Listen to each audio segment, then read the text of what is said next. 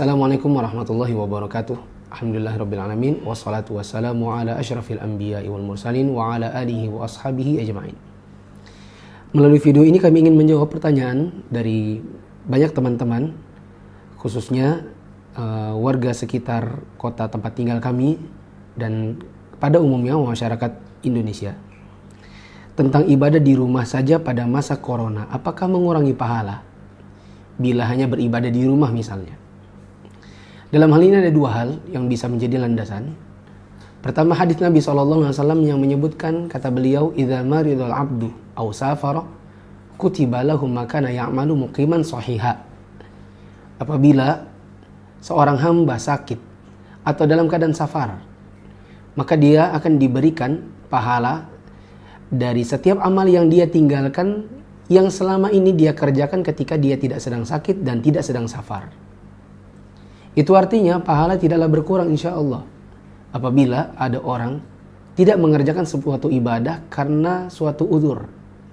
Dan di antara contoh uzur yang disebutkan dalam hadis ini adalah sakit atau safar.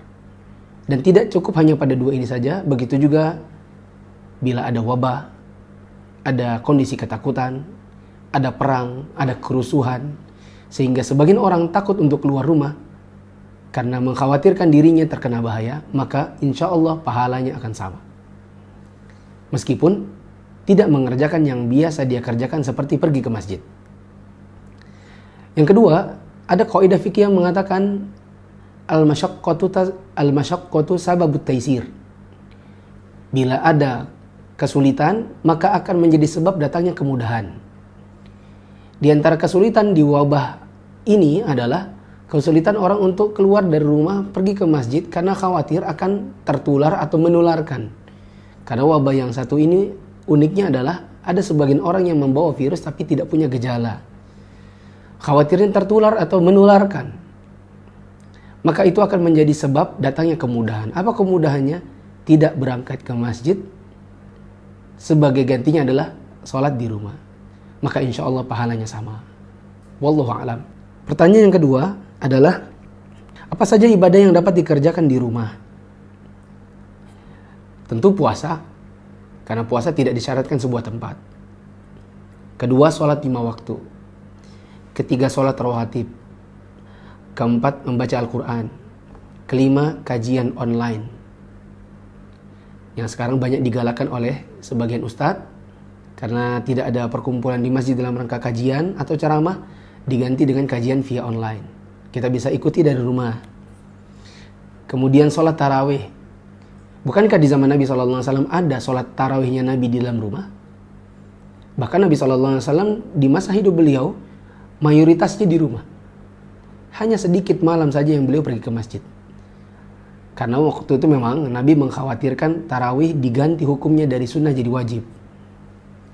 Tetapi bukan cuma itu. Yang jelas Nabi SAW memperbolehkan orang untuk berangkat, untuk mengerjakan tarawih berjamaah di rumahnya. Tidak mesti di masjid. Kemudian sedekah. Misalnya kita sedekah kepada sebagian orang miskin. Misalnya kita tahu ada keluarga yang miskin, kemudian kita tanya gimana di rumah, saya lagi nggak ada makanan. Terus kita kirimin beras, sayur, telur, kita kirim pakai kurir. Ini adalah ibadah dari rumah. Atau kita tanya gimana di rumah, nyala listrik nggak? Aduh kak, udah gelap, berapa hari udah pakai lilin. Terus berapa nomor meteranmu, aku kirimin token. Itu bisa dari rumah. Banyak lagi ibadah-ibadah yang bisa kita kerjakan dari rumah. Wallahu a'lam. Pertanyaan ketiga, bagaimana melakukan sholat tarawih di rumah saja? Boleh. Tadi saya sudah sebutkan bahwa Nabi SAW bahkan dahulu memperbanyak sholat tarawihnya di rumah. Meskipun ada faktor kekhawatiran beliau, sholat tarawih ini diganti hukumnya dari sunnah menjadi wajib. Yang jelas Nabi melakukan di rumah, dan itu menunjukkan tarawih di rumah adalah boleh, apalagi kalau ada kekhawatiran seperti takut tertular atau menularkan. Dan insya Allah pahalanya tetap sama sebagaimana tahun-tahun yang dulu biasa kita kerjakan di masjid. Adapun tata cara sholat tarawih di rumah, maka seperti biasa, yaitu mengerjakannya 2 rakaat, 2 rakaat, 2 rakaat, 2 rakaat, diakhiri dengan witir 3. Witir 3 ini boleh 2 lalu 1. Boleh juga 3 rakaat sekaligus, tapi duduknya cuma 1 kali. Tidak seperti sholat maghrib. Untuk bapak-bapak yang mungkin hafalannya kurang, maka Anda boleh membuka mushaf. Caranya, Anda letakkan meja, atau ada sesuatu yang kira-kira sejajar dengan Anda tingginya. Kemudian Anda letakkan Quran di situ. Ketika Al-Fatihah, ghairil maghdubi 'alaihim waladdallin, amin. Ambil mushafnya, lalu kemudian baca. Kalau sudah selesai, letakkan lagi, lalu kemudian ruku', Allahu Akbar. Ketika nanti bangkit lagi, ghairil maghdubi 'alaihim waladdallin, amin. Kemudian ambil kembali, dan seterusnya.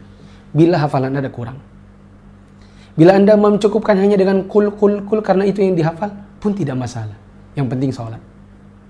Nah, dan tidak ada kehinaan hanya dengan membaca kul. Yang hina adalah tidak memanfaatkan malam-malam Ramadan dengan beribadah, tapi hanya dengan sekedar makan, buka, sholat, dah tidur. Nah, wallahu a'lam. Assalamualaikum warahmatullahi wabarakatuh.